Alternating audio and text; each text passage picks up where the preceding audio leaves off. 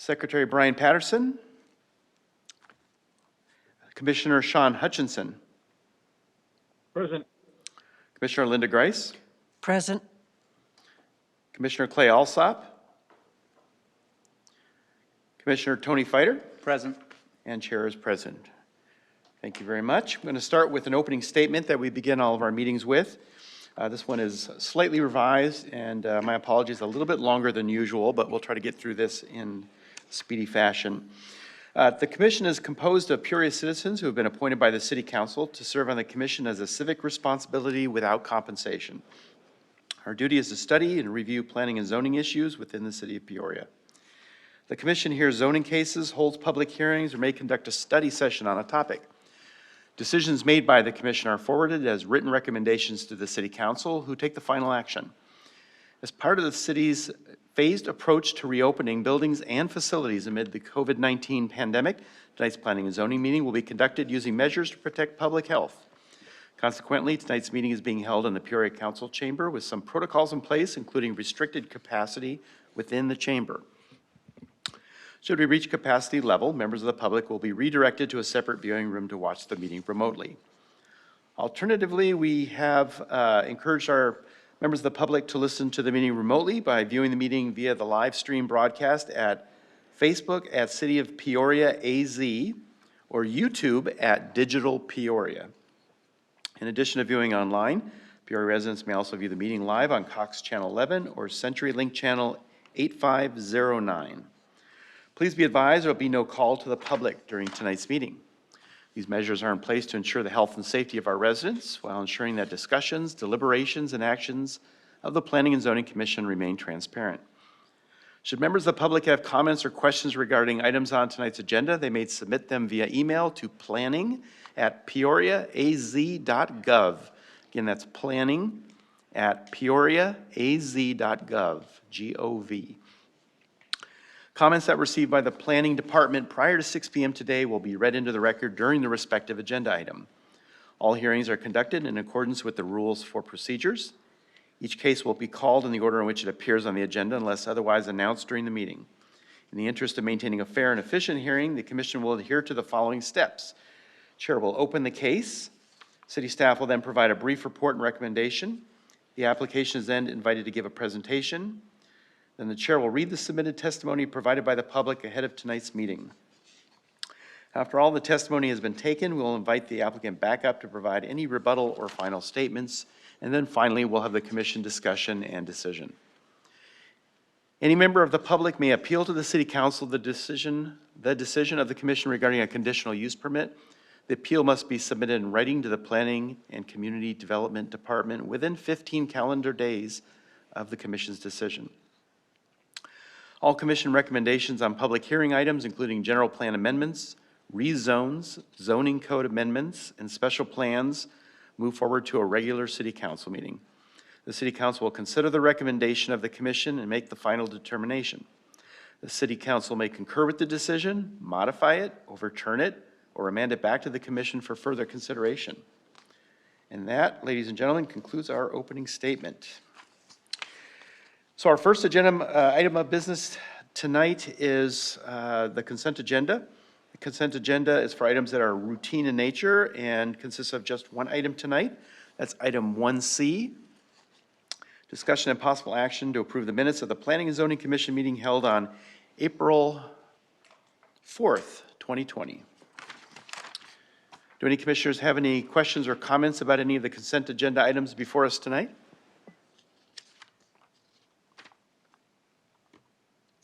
On the phone, any questions on the consent agenda? No. All right, thank you. May I have a motion? Mr. Chair, I move that the commission approve the minutes of April 9th as presented in the package. Thank you. And thank you for that correction. You're right, that on the screen is incorrect, as the April 9th meeting. Thank you for catching that. We have a motion, and do we have a second? I'll second. Thank you. We have a motion and a second to approve the consent agenda as presented. We're going to take a roll call vote on the motion to approve the consent agenda. So commissioners, if you could please respond with a yes or no when I call your name, we'd appreciate that. We'll start with Commissioner Otluski, Yes. Commissioner Hutchinson, Yes. Commissioner Grice, Yes. Commissioner Fighter, Yes. and chair votes yes. Thank you. That consent agenda passes unanimously. Thank you, commissioners. We're going to move on to our regular agenda next. We have one item before us tonight for discussion and possible action, and that's item 2R, Peoria Place Planned Area Development Amendment. We'll have discussion and possible action on case Z06-03A.1. And this is to amend the Peoria Place Planned Area Development on approximately 125 acres of land located south and west of Grand Avenue and Cotton Crossing. And with that, staff, would you please present your report? Thank you. Good evening, Chairman, members of the Commission. Before Rick gets into presenting the staff report for the case this evening, I wanted to introduce you to Scott White, who is the Real Estate Development Officer for the City of Peoria. Scott and his team has been leading the city's ongoing efforts to work collaboratively with owners and city departments to help reposition properties, strategic properties within the city. And so the case before you this evening is the direct result of that public-private partnership going forward. So right now, I'd like to turn it over to Scott to say a few words to talk more about REDO and its activities. Scott? Great, thank you, Lori, and thank you, Planning Commissioners, for this opportunity to be before you tonight. As Lori mentioned, the Real Estate Development Office, or REDO, is a relatively new office at the city. We've been around for maybe 2.5, 3 years, and we were put in place for really one purpose, and that is to try and create new opportunities for commercial office, industrial, retail, food and beverage development opportunities in the city. As you know, we have scarcely few large strategic developable parcels in south and central Peoria. And so we look at these key parcels and working with partners, and the key there is the public-private partnerships for strategic development. Those partners can be private landowners, they can be public landowners, they can be developers. And what we actually do is we originate the land use entitlements for our partners, which is a fairly unique municipal offering. You don't see that very often. We can originate general plan amendments, specific area plan amendments, PAD amendments, new PADs. We acquire land, and for the purpose of repositioning parcels, whether new greenfield development, new infill development, or redevelopment of areas in need of revitalization. So we've also done visioning and design concepts for key character areas of the city. So it's all for the purpose of moving forward strategic development on key parcels in the city. And in fact, we're joined tonight by Mike Schwab of Land Advisors, who represents Highland Capital, who is the property owner for Peoria Place tonight. So we thank them for their partnership in making this opportunity possible. As we all know, Peoria Place is a fantastic property. It's large, it has great frontage on Grand Avenue. It's a key piece associated with the revitalization and reuse of our Old Town, adjacent to the municipal complex and some wonderful communities adjacent. It has existing zoning that is predominantly residential in nature, which is one of the reasons why we wanted to work with the property owner to see if we could reposition this to also include employment-generating uses, such as industrial, commercial, and as we're enjoying today, the construction of medical and healthcare-related development. All utilities are in, so we really see this as a key site for the employment-generating uses that you see: medical, commercial office, MOB, which stands for medical office building, and industrial. Because we in the city, as part of our economic development implementation strategy, are looking for new opportunities to bring high-wage employment opportunities for our residents.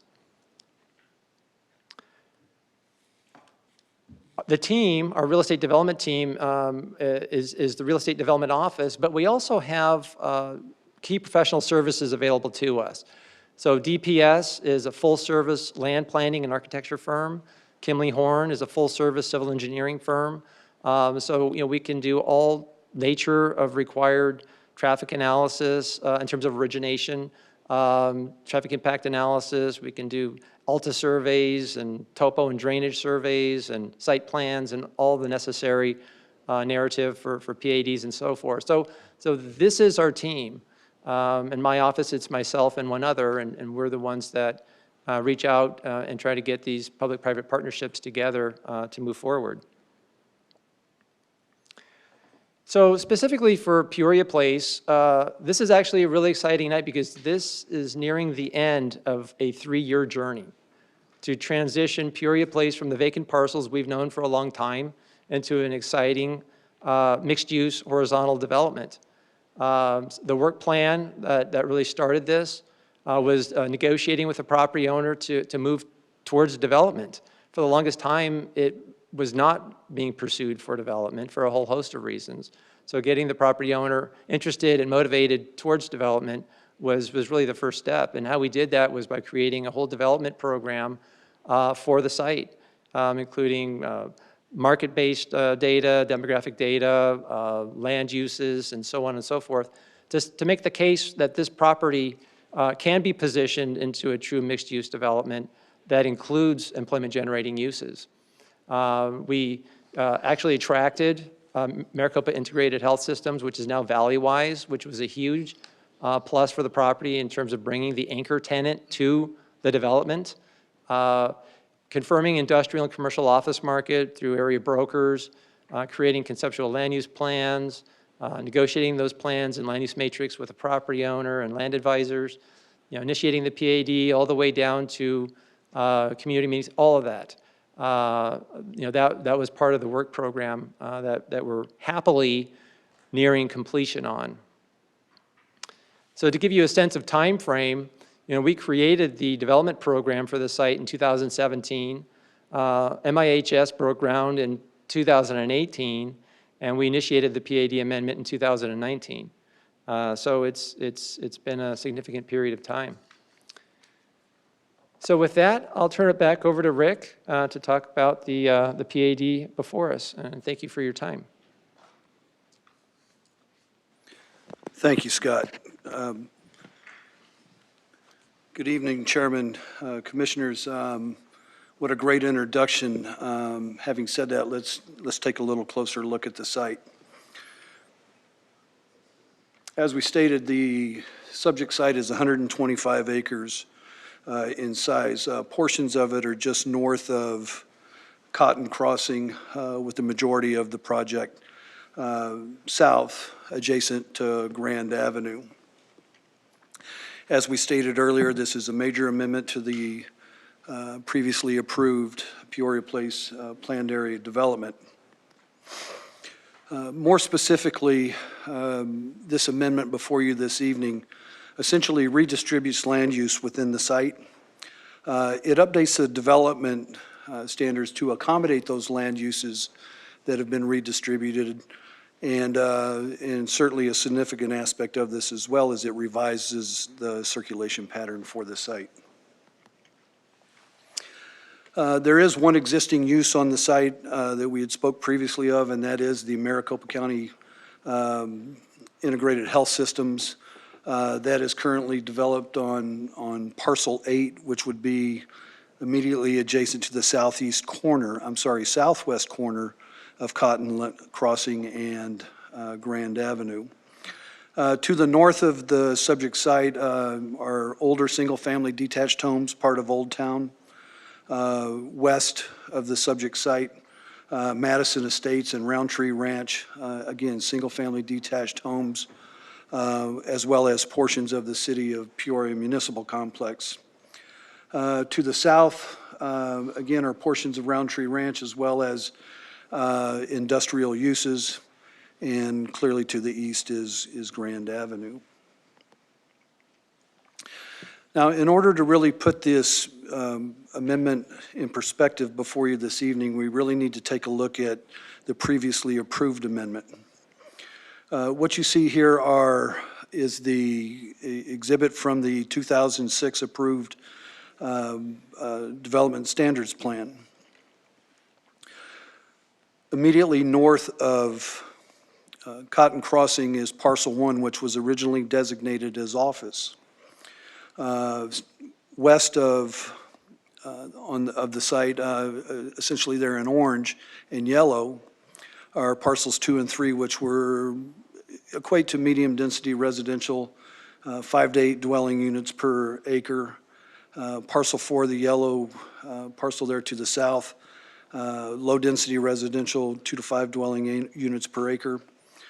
And specifically parcels 5, 6, and 7, immediately adjacent to Grand Avenue, which were originally designated as high-density residential with a 15-plus dwelling unit per acre ceiling. All in all, and then, Parcel 8 there as well, which was town center mixed use. All in all, residential designations within this PAD essentially equated to about 82% of the overall planned area development. Now, we've talked previously about the Maricopa Integrated Health Systems coming in, and that located in Parcel 8, which, as I previously stated, was originally designated as town center mixed use. That really created an anchor for the subject site and really changed the complexion of the site as time moved forward. So essentially before you this evening, they're proposing a revised land use plan that now designates Parcel 1 and 2 as Old Town mixed use. We'll come back to how Parcels 1 and 2 originated a little bit farther down in the presentation, but this portion of the development now encourages the development of office and business, retail uses that attract vehicular and pedestrian users. More specifically, it really is set up now to support the Old Town area, and obviously with the revised circulation plan, we have a direct connection there. Parcel 3 is being redesignated as high-density residential, 10 to 20 dwelling units per acre. It's intended to provide multi-story apartments, condominiums, horizontal for rent product, and townhouses close to employment and service areas. This is a slight increase over what was previously approved for the site. Parcel 4 is being redesignated as medium-density residential, intended for residential and other compatible uses on the parcels which have a high level of access, are located near service and employment centers as well. Parcel 5, which is the subject parcel outlined in yellow and farther south, no changes are proposed to this parcel. It is to remain low-density residential, 2 to 5 dwelling units per acre. Parcel 6, which is where we start to see significant changes within the PAD, is being redesignated as business park. This encourages light industrial development. It supports retail in the surrounding communities, and more specifically, the access to a major transportation corridor, more specifically Grand Avenue, supports the land use designation as well. To the north is Parcel 7. That's being redesignated as commercial retail. And really what we're looking for here is proposing is mixed-use commercial, office developments, restaurants, specialty retail. And again, this area is really being redirected in order to provide services for the surrounding area. And rounding out is Parcel 8, which we've already stated in 2018 was purchased by Maricopa County, and the MIHS, which is known now as Valleywise Health, the construction on that site has been completed. Taking a look at the development standards, the amendment does not propose any major changes to the previously approved development standards. What you see before you this evening are the standards that have been revised accordingly to support the changes in the land use that's proposed before you this evening. Circulation and pedestrian plan has taken a major change. Prior to, with the original approval back in 2006, a final plat was proposed and approved, and essentially it dedicated all the infrastructure and roadways that were needed for the subject site. Those alignments have been completed, and the improvements along with necessary easements have been dedicated and completed. Roadway system is complete.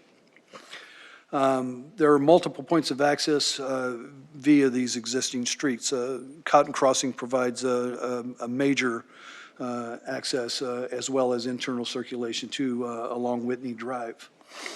Grand Avenue access via 79th Avenue from the south is limited.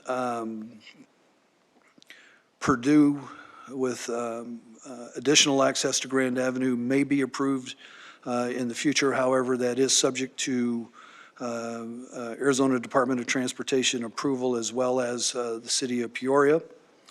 And probably the biggest change in the circulation system really affects the pedestrian circulation the most. Prior to this amendment, Whitney Drive terminated at Cotton Crossing, which essentially isolated Parcel 1. With this proposed amendment before you this evening, what we're proposing is to continue Whitney Drive through what was Parcel 1, which effectively connects or establishes Parcel 1 and Parcel 2. Now, there are some big benefits to this realignment. More specifically, it adds a connection not only across it, but it creates a gateway into the old established Old Town area. And that gateway works back both ways. So not only does it provide pedestrian and multimodal access into Peoria Place, it provides access from Peoria Place into Old Town as well. It really is a benefit and will service the established communities. In addition to that, the PAD before you this evening has taken measures to focus on inter-parcel connectivity as we see these different parcels start to develop. The other big addition to this is you can see what would be the residential neighborhoods to the west. There will be a multimodal connection through those two parcels, which would be parcels 3 and 4 there that we didn't have before. And I would just address one other aspect of this is that there is a very nice multi-use path that runs the length of Whitney Drive. That path stays intact and will do nothing but support the future connectiveness throughout the Peoria Place development. Did I go backwards? I did. Please excuse me.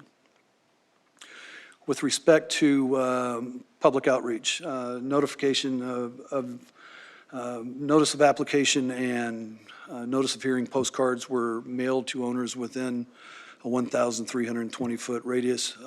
All HOAs within a mile were notified as well.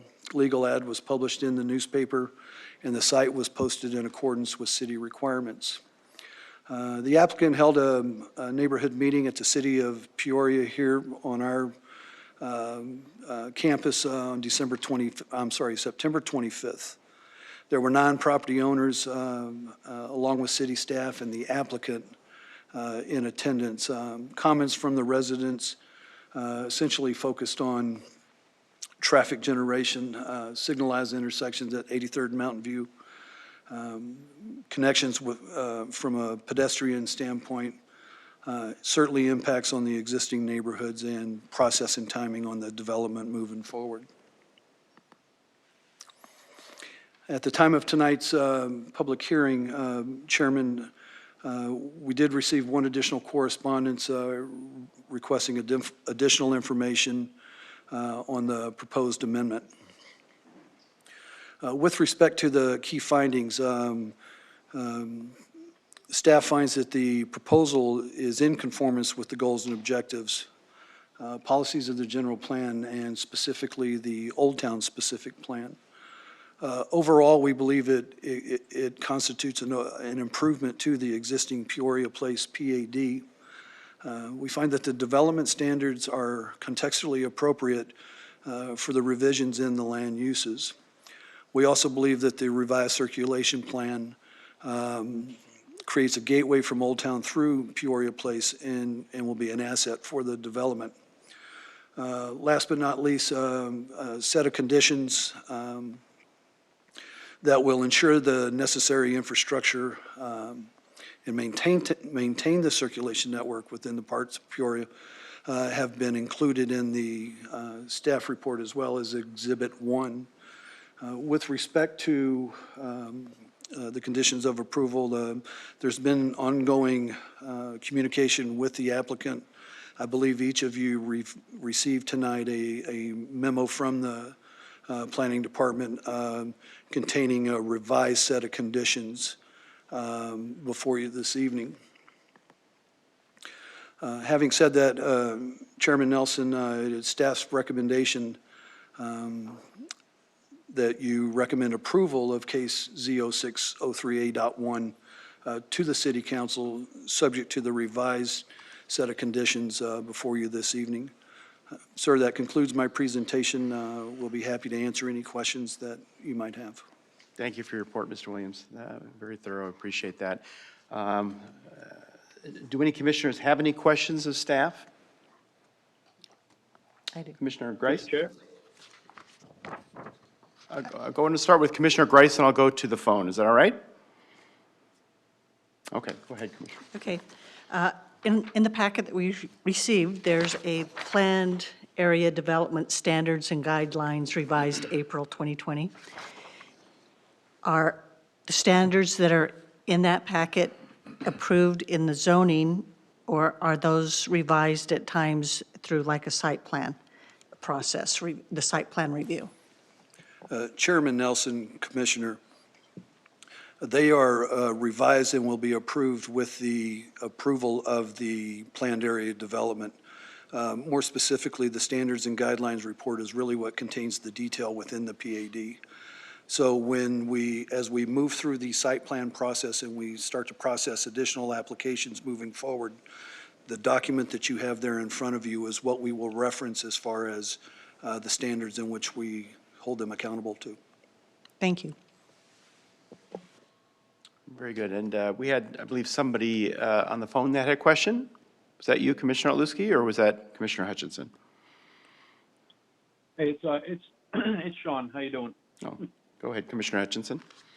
Okay, I just I don't know if there are any discussions with the school district happened. Do we know if the kids from this development are going to be at the Santa Fe Elementary in that zone, or are they going to move further west over to Alta Loma? Do we know that yet, or is it are we not talking about the schools yet? Mr. Chairman, Commissioner Hutchinson, I'll take that question. So the applicant did reach out and provide a presentation to the school district. This application actually reduces the number of students that would be attending compared to the original PAD that was approved because of the reduction in the number of units. Having said that, Mr. Moss of the school district identified there was sufficient capacity in the adjacent schools to be able to accommodate the students. As I understand it, the applicants will be continuing to work with the school district going forward once we have specific housing product identified so that they know going forward what the actual need being generated for the site would be.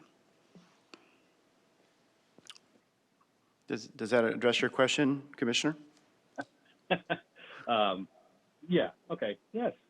My thought was though that if the kids were going to be subject to Santa Fe Elementary across the way, potentially maybe some discussion along the way should be to start thinking about maybe going up over Grand Avenue with a pedestrian bridge to connect not just the school with the kids and the growth and the development there, but the connection of Old Town to the residents east of the tracks, if you will. So just a statement, not really a question, I guess. Commissioner Hutchinson, let me actually kind of turn this one over to Brandon slightly. The city is looking into providing a pedestrian connection to schools to the north of Old Town. We are currently working on the design specs and where that would most likely and most appropriately be located. And so, Mr. Foray, would you want to take a moment to answer that? Sure thing, Mr. Chair and Commissioner Hutchinson. The city has been pursuing a potential project for a pedestrian overpass on Grand Avenue. However, it's worth noting that it's primarily for the benefit of Peoria High School students, possibly Cheyenne Elementary as well. So we're primarily looking at the area along Grand from 83rd Avenue, possibly as far as 87th Avenue. And we're currently in a stage called Design Assistance, funded by Maricopa Association of Governments, also known as MAG. And so we're at a very early stage at this point. However, to your point, this wouldn't necessarily be a benefit for students from Santa Fe. Was a concern from Santa Fe from Peoria Place. If there are other concerns, we could look into where students are walking. We do work with schools to generate walking maps for every one of the elementary schools, every one of the public elementary schools in PUSD and DVUSD. So we would definitely be looking at the walking routes for those students and trying to evaluate the most appropriate path for those students to be taking. Typically, if there are significant barriers, the school district provides busing, but that's something that we would need to work with the school district to determine the busing limits and the walking limits for the schools, and we'd be working with them hand in hand. So it's kind of a two-part. Yes, we are looking at a pedestrian overpass, but I don't think it's necessarily the area that you might have been commenting on. Okay, well, I appreciate the comments. Thank you. Thank you, Commissioner Hutchinson. Commissioner Fighter, you had a question? Yeah, I have a couple quick questions. The relationship with the landowner and the redo office, is the redo office basically helping facilitate? I mean, they're kind of the lead on this development. Is that the way I understand it? Correct. So in our partnership with the property owner and land advisors as the representative to the property owner who's located in Dallas, Texas. So yeah, so our office is essentially originating the source documentation for the entitlement package. Obviously we run iterative drafts by the property owner, make sure everybody's on the same page. We interface directly with the review departments, whether it's planning or engineering, public works on the transit side. So we kind of serve as kind of the development liaison, trying to make sure that what are the city interests and the private property owner interests can morph into mutual beneficial interests and then have a successful project going forward. So we originate, the client and the city review departments review and comment, and then we try to come up together with a plan that everybody can support. So is a kind of a generic statement, and pardon me if this sounds unusual, but was this landowner more of a passive investor and the city is kind of nudging them along with this process? Is that a reasonable statement?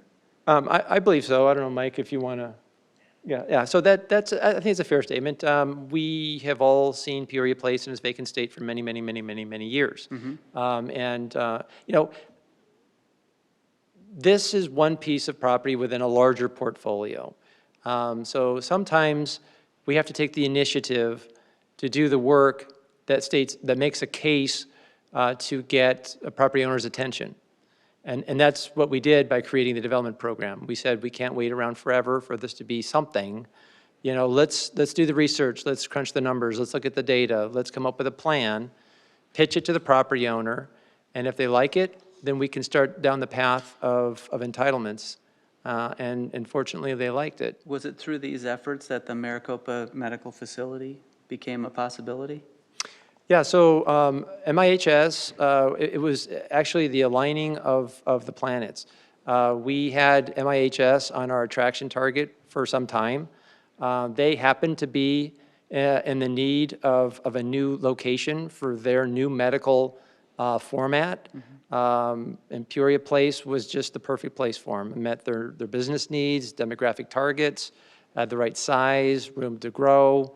So it was just good timing. We reached out to them. I know Land Advisors reached out to them. We pitched it, they pitched it, and we were able to attract them. And I think that, quite frankly, got a lot of people's attention, because once it started construction, it changed the perception, I believe, of what Peoria Place can be. I'm fascinated by this, because it's getting an area that's been dormant for a long time and creating activity in between your efforts and the economic development team's efforts. We need more of this. I'm a big fan of this. I'm really excited about it. Oh, well, thank you. Sincerely. It is really fun to do. So, and I also like the fact of, we're limited, as I touched on last meeting, we're very limited on good quality commercial sites for development. And so to remove some of the multifamily planned area on this property, I think is fantastic, so. Great, and another reason for the city to take this position, because we are paying for the entitlements, but what we get is a voice in the conversation with the property owner about how can some of the city objectives be realized, whether it's placemaking, connectivity, public gathering areas, employment generating uses. If we don't have a voice in that conversation, then we don't have a chance to make change. And because we are providing a value-add service, we have the opportunity to have a voice. Obviously, it's got to be a mutually beneficial outcome, but it's far better to be at the table than to not be at the table. Is there any cost associated with for the landowner, or is it just our? Obviously, I understand the long-term benefits for the city, but is there a cost associated with redo office helping to facilitate? Or No, is that there's on no. the city nickel. There's no cost to the applicant. Okay. This is a city funded initiative to make strategic change in our key parcels in the city, which is attractive. Pre-development costs, entitlement costs are expensive, and sometimes property owners don't want to pay for that. And if you can take off the table what's called entitlement risk, and do some of the lifting, then you get people's attention, and then you have an opportunity where before you didn't. So we're always looking for those opportunities, whether it's a developer or property owner or an investor. My one last comment is, I love this. I would love to see more of this, and I hope your office gets very busy. Oh, thank you. Thank you. We do too. Thank you. Thank you, Commissioner Fighter. I just had a couple of quick questions here. First, has fire department had a chance to review this, just to review it for concerns about access issues, repurposing some of the parcels for light industrial versus residential? Any concerns? Do they see it at this stage, or do they see it at a later stage? Mr. Chairman, all departments have reviewed the application. They identified they had no concerns, and as the project moves forward, we will be ensuring secondary access as appropriate. So they did not identify any concerns at this time. Great, thank you for that. Oh, okay. Go ahead, Commissioner Grace. Would you mind summarizing for me the conditions of approval that were amended? I'm not able to read that fast, so could you just clue me in? Commissioner Grice, to summarize the modifications, essentially what we did was eliminate the duplication on some of the stipulations. We also kind of removed and simplified the timing mechanism because this project is complex. There's possibilities of different uses on different parcels. Because of that, some of the timing of the improvements for the adjacent streets, we are going to have a better timeframe to do that at the next stage of development as the site plan and preliminary plat comes in. So right now, we're asking that the master update for the traffic impact analysis occur with that first phase when we know for sure. There is interest on the property as we understand it. Once we know what that interest truly is and wants to be, we will update those conditions accordingly. So this allows both the city and the applicant to work collaboratively on the timing of the improvements and the construction for the first phase and beyond. Hopefully that clarified for you. Perfect. And just one more question. I got to tell you, I was really surprised that 9 property owners for a project of this significance and size, 9 property owners showed up. That was it for the community meeting. Can you talk to me about, did that surprise city staff? Are we feeling that the notification process was sufficient? There just was no interest? Commissioner, Mr. Chairman, I'll take this one. The fact that 9 came out is not uncommon for this particular area. The fact that we did not have a plethora of opposition. They actually had received the application incredibly well because there was a reduction in the number of units and projected height and everything else.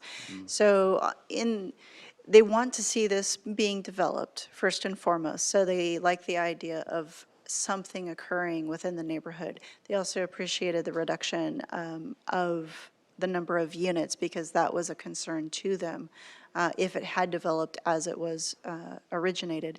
The other thing that they expressed on kind of the traffic concerns and the pedestrian concerns, I will give credit to the outreach that both the redo office and the applicant did in terms of contacting and working with them.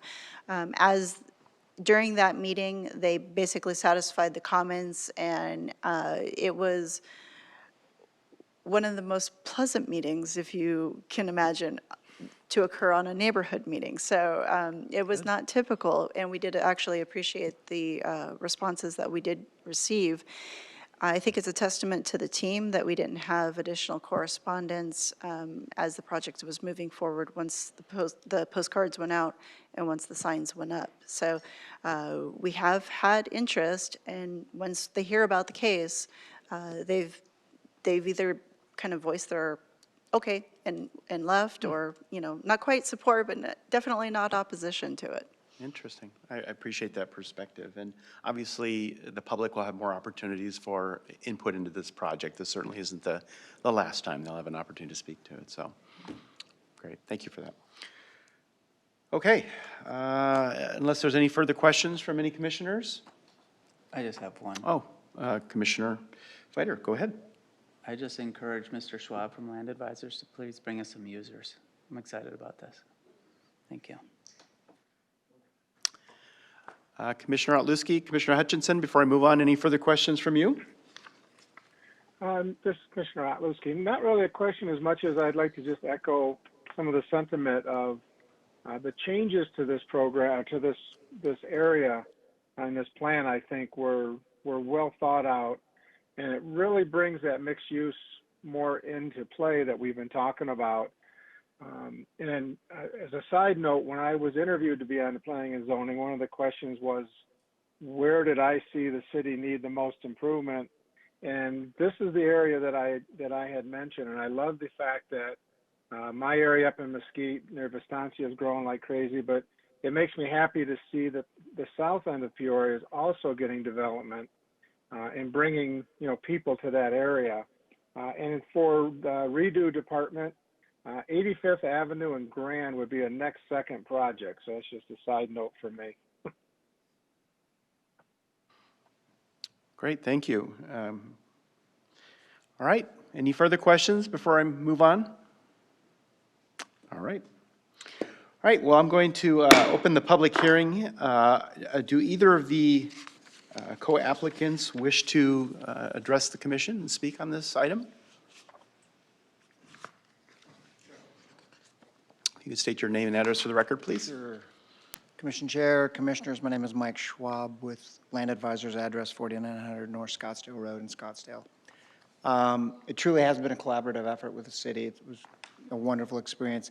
Just by way of some additional background, the current owner, Highland Capital, based in Dallas, was an equity partner on the transaction and ended up taking over the property from 2006. And as we've all experienced, there's a pretty significant downfall in the market in 2006. And so they've been very passive. They're, not real estate developers per se. And then just for some additional context, and Lori kind of touched on this, and Scott, that when the project was originally zoned PAD in 2006, there was a big carrot running around called Ottawa University. And that's why there was so much multifamily along Grand Avenue south of the commercial. Over 1,000, Lori, correct me if I'm wrong, but I think there was like 12 or 1,300 potential units fronting Grand Avenue south of what's now the MIHS or Valley Wise Hospital. And we've reduced that in this mixed-use concept to somewhere between 200 and 400, depending on whether it's, 2 wrap and 3 garden or whether it's horizontal for rent. We've got activity on parcel 1, parcel 2, 3 and 4, and 5. The only parcel we don't have activity on immediately, or as I speak to you today, is on parcel 6, which is the commercial mixed-use office. But we anticipate that's going to come given the Valley Wise, the new footprint out there. So it was a really interesting and kind of fun collaborative effort. What I find fascinating is I'm going from here to Glendale to a planning commission meeting, and my client is the Love's Travel Stop. So I don't know if you've read about it, but there's 300 people with pitchforks. So it's going to be a completely different experience. So thanks, staff. Thanks, Scott. Perfect. If you would mind remaining up there just for a few minutes. Any commissioners have any questions of the applicant or comments? On the phone, any questions or comments to the applicant? None here, Chair. All right. All right. Thank you, sir. Thanks. Oh, I'm sorry. I do have one quick question. I assume you're in agreement with the stipulations and conditions outlined in the report? Yeah, as their representative, I can't agree, but they have agreed in writing to Scott White and Lori Good enough. earlier today. Okay, great. Thank you. All right, Ms. Ernst, have we received any questions or comments from the public on this item as of this time? Okay. All right, well then I'm going to close the public hearing. Are there any further questions or comments from commissioners before we take action on case Z06-03A.1? Before I request a motion? I'll make a motion to approve, I'm sorry, if I can get your hold just a second here. I'm going to check with the folks on the phone. Commissioner Hutchinson, Commissioner Otluski, before we request a motion, any questions or comments you want to make? No. Okay, sorry about that. No questions, Chair. Okay, thank you. All right, proceed. let me give this a shot. I'd make a motion to approve Peoria Place Planned Area Development Amendment, Z06-03A.1. All right, we have a motion. Is there a second? Second. All right, we have a motion and a second to recommend approval of case Z06-03A.1 to the City Council, subject to the conditions of approval. This will be another roll call vote, everyone, so please indicate your vote for the motion by answering yes or no when I call your name. We're going to start with you, Commissioner Otluski. Yes. Commissioner Hutchinson. Yes. Commissioner Grace. Yes. Commissioner Fighter. Yes. And chair votes yes. The motion to recommend approval of case Z06-03A.1 passes unanimously. Thank you very much. All right, and next we're going to move on to reports from staff. Does staff have anything to report? I do indeed, Mr. Chairman, members of the commission. As you can see on the screen, for those playing along at home, the next 2 meetings are canceled. We do not have items that are currently ready to go. We are tentatively still holding the July 16th meeting. If that changes or if we modify the date, given our summer break, we will let you know as soon as possible. And with that, that concludes my remarks. Thank you, sir. Great, thank you for that report. Do we have any reports and updates from the Planning and Zoning Commission? Anybody, bless you. Do we have any commissioners have anything to report? Commissioners on the phone, anything to report on your end? None. Okay, Nothing here, Chair. You guys all stay safe and well. great. Seeing no further business, I'm going to call this meeting adjourned.